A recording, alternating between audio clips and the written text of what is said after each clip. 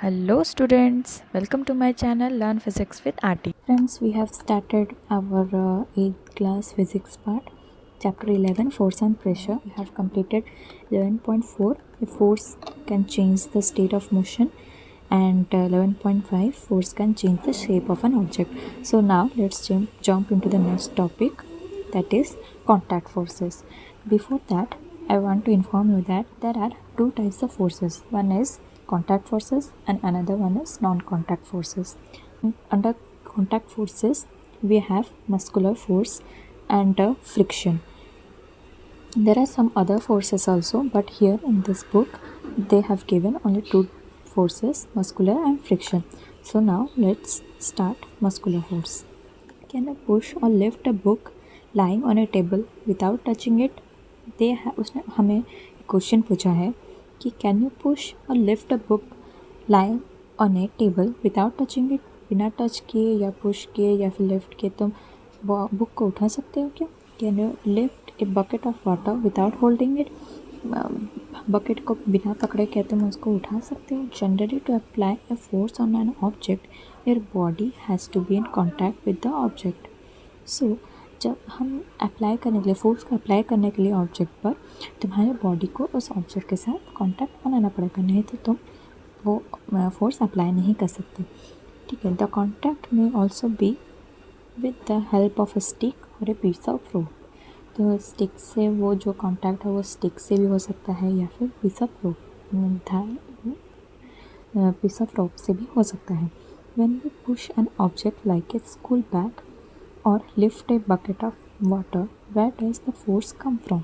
यहाँ पे क्वेश्चन पूछा है कि हम जब भी पुश करते हैं ऑब्जेक्ट को लाइक स्कूल बैग या फिर लिफ्ट करते हैं बकेट ऑफ वाटर को, बस हमारा वो फोर्स कहाँ से आता है? So this force is caused by the action of muscles in our body. ये किससे आता है? मसल्स के एक्शन से. मसल के एक्शन की वजह से ये फोर्स आता है, ये फोर्स प्रोड्यूस होता है. The force resulting due to the action of muscles is known as the muscular force. और जो फोर्स हमारे मसल्स के एक्शन की वजह से होता है उसको क्या कहते हैं? Muscular forces. तो it is muscular force that enable us to perform all activities involving movement और bending of our body.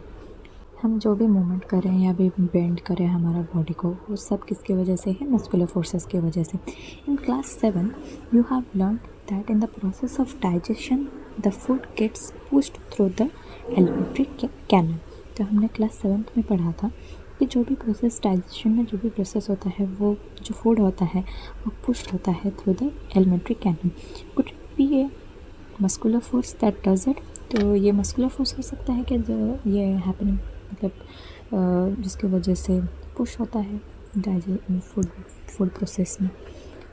You also know that lungs expand and contract while we inhale and exhale air during breathing. और हमें ये भी पता है कि जो lungs हैं वो क्या एक्सपैंड होते हैं, कॉन्ट्रैक्ट होते हैं जब हम इनहेल एक्सेल करते हैं ब्रीदिंग के टाइम पे. Where are this muscles located which make breathing possible? तो ऐसे मसल्स कहाँ पर लोकेटेड हैं? Can you list a few more examples of the force exerted by the muscles in our body? ऐसा और कोई एग्जांपल्स हैं जहाँ पे फोर्स अप्लाई किया जा रहा है through the muscles of our body? You can think about that and note it down. So animals also make use of muscular force to carry out the physical activities.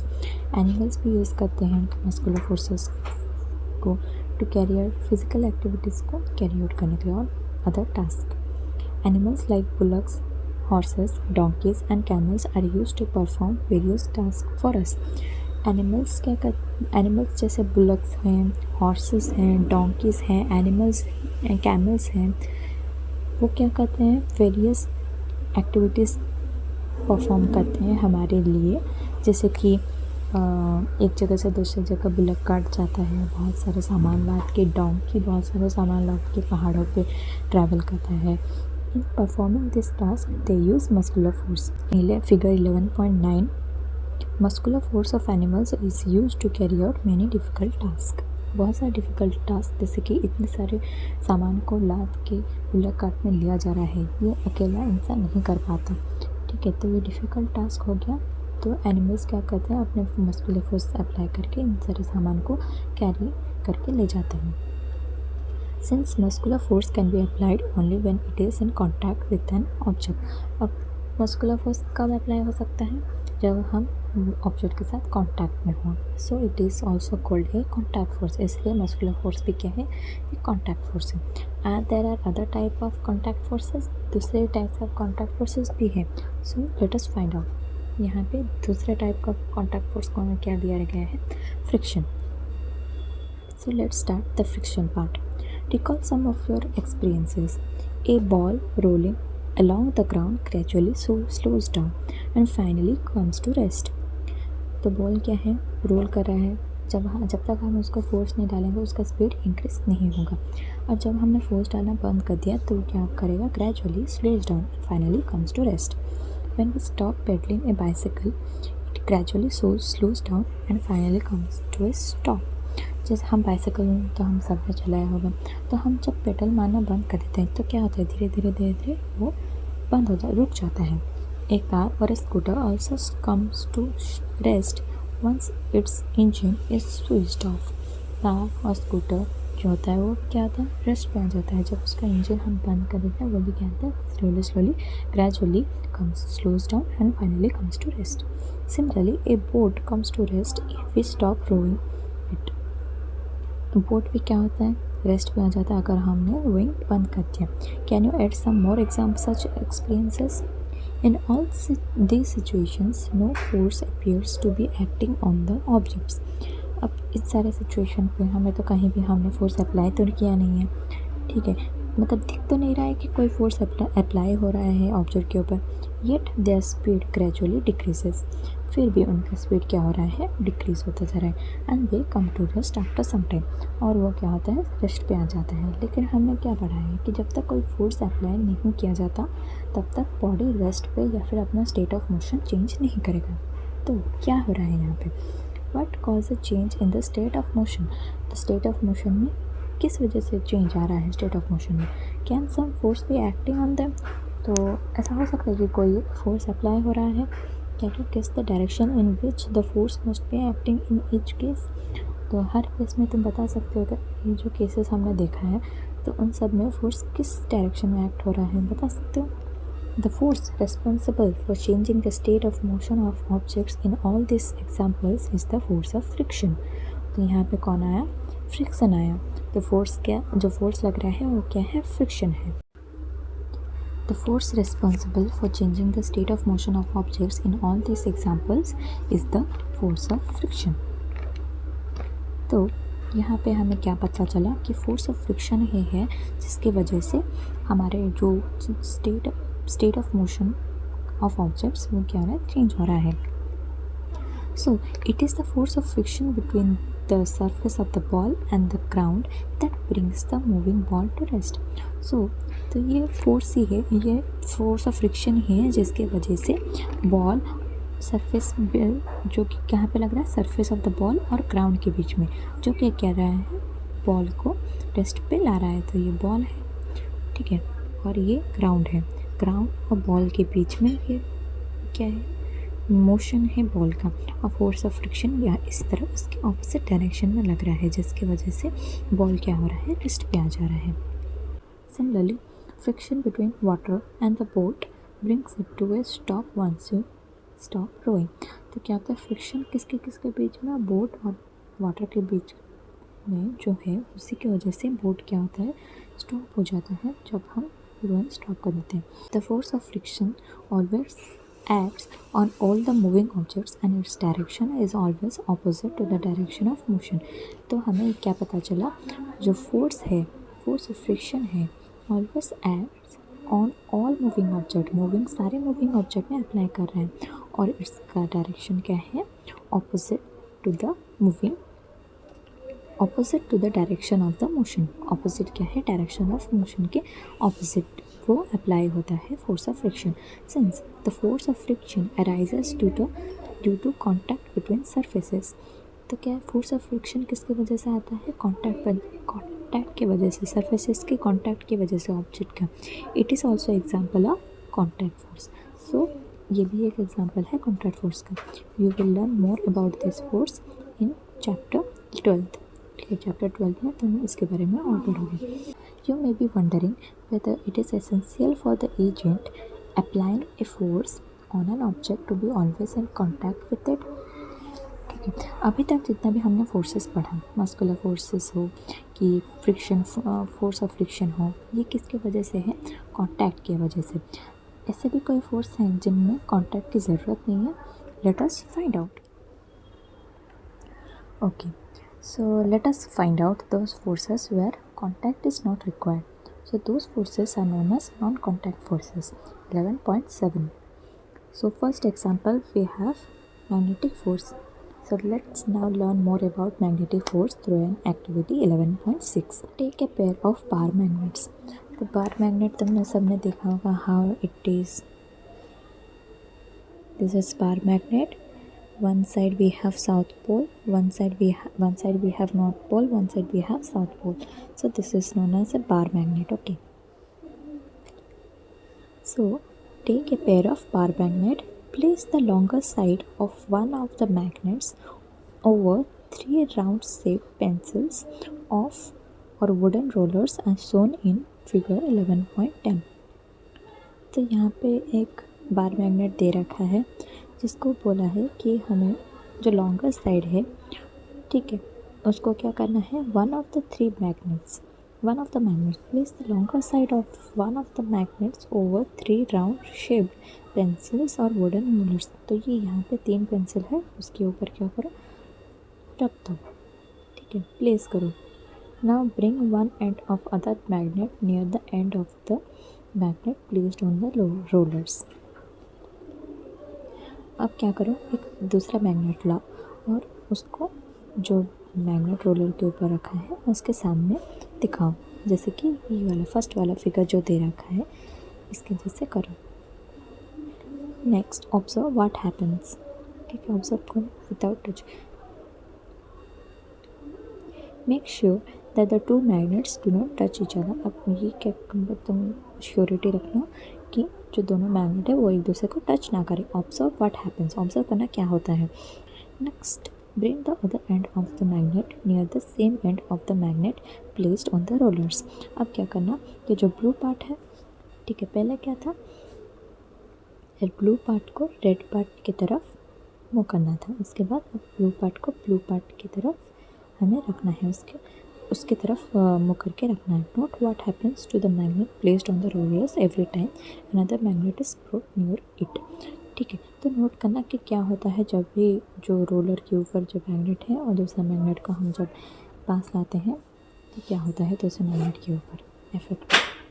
ठीक है, तो यहाँ पे figure 11.10 में दे रखा है ऑब्जर्विंग अट्रैक्शन और repulsion between 2 magnets. तो हम यहाँ पे क्या ऑब्जर्व करेंगे? अट्रैक्शन और रिपल्शन। अट्रैक्शन कब होता है? When we have opposite poles.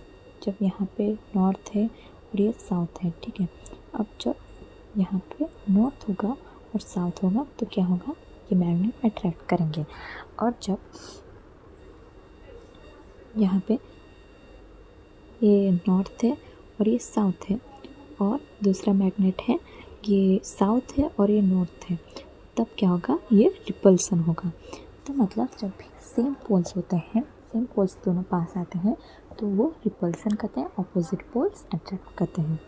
So does the magnet on the rollers begin to move when the other magnet is brought near it? Does it always move in the direction of the approaching magnet? What do this observation suggest? Does it mean that some force must be acting between the 2 magnets?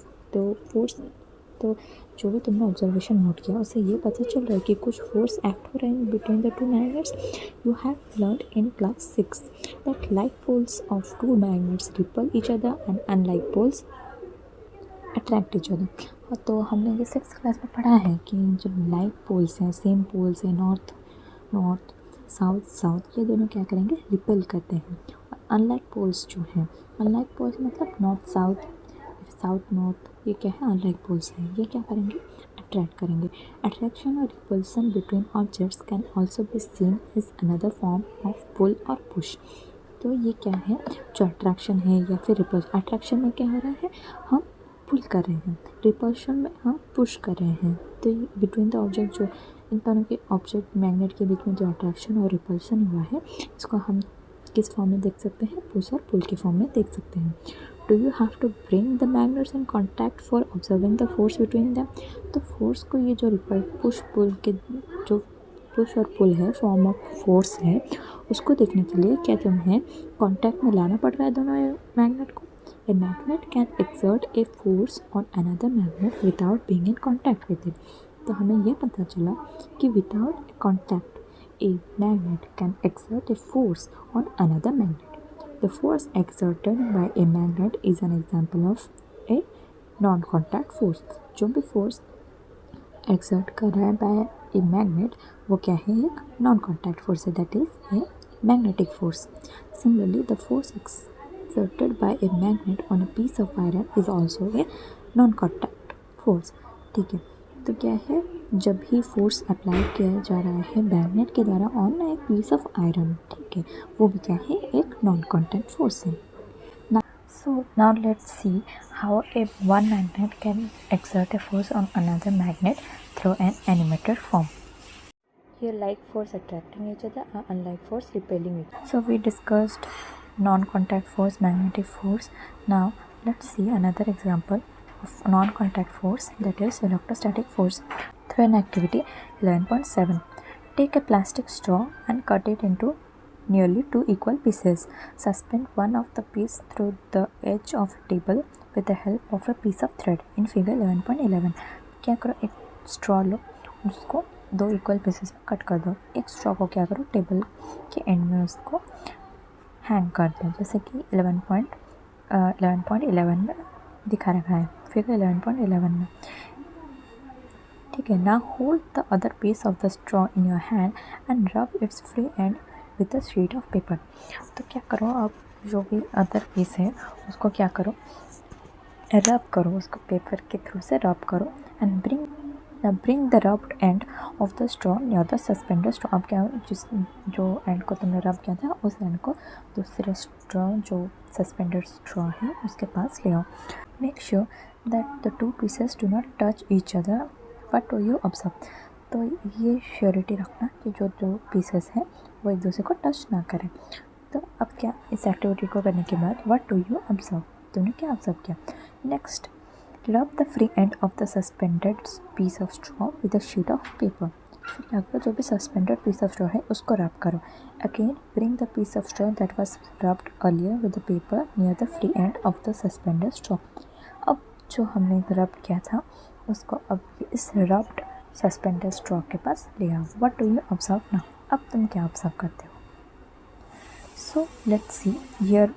So in figure 11.11 they have given a straw rubbed with paper attracts another straw but repel if it has also been rubbed with the same sheet of paper. तो क्या होता है कि हमने पहले क्या था, जो पहले रब वाला था उसको अट्रैक्ट करेगा स्ट्रॉ, लेकिन अगर दोनों ही स्ट्रॉ रब्ड हो तो वो क्या करेंगे? रिपेल करेंगे।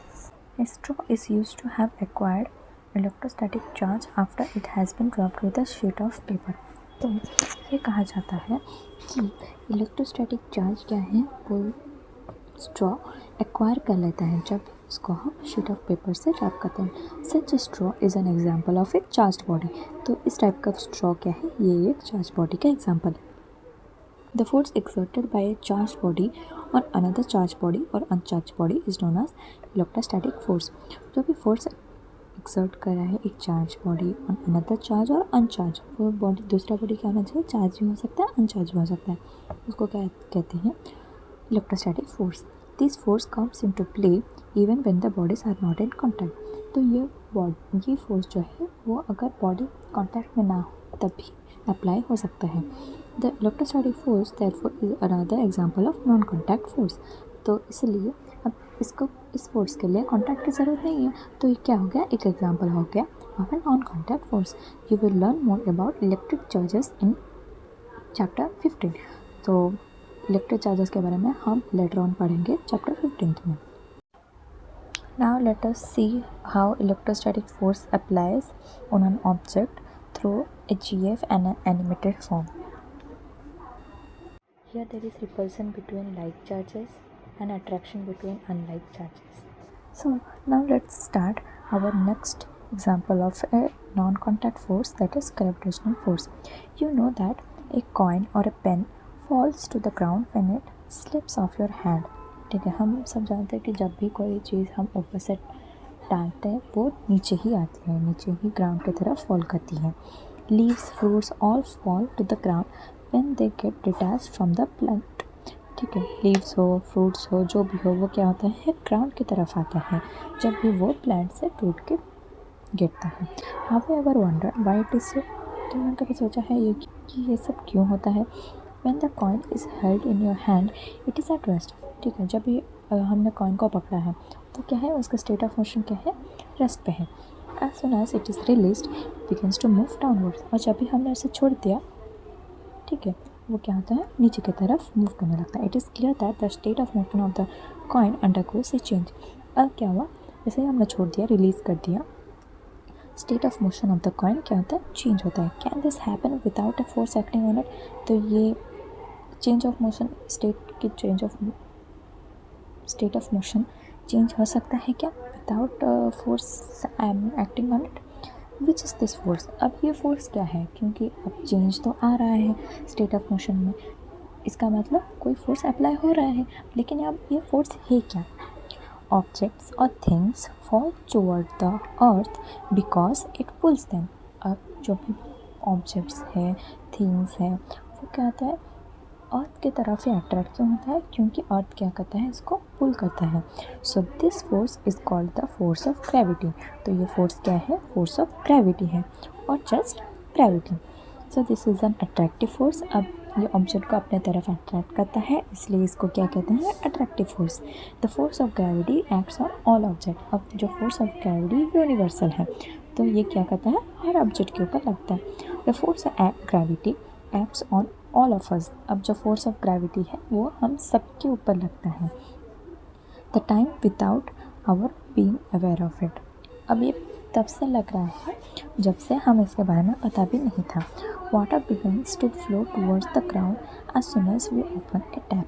तो टैप को खोलते ही क्या होता है, पानी ग्राउंड की तरफ आता है. Water in rivers flows downward due to the force of gravity.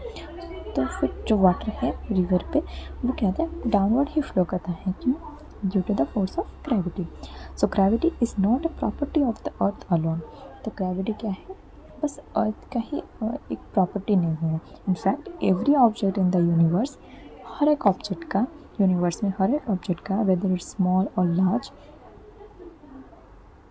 Exerts a force on every other object. तो क्या करता है, ये फोर्स ऑफ ग्रेविटी दूसरे ऑब्जेक्ट पे लगाता है. So this force is also known as the gravitational force. तो ये फोर्स क्या है, एक gravitational force. So now let's see how this gravitational force applies on two objects, two or more objects through a animated form.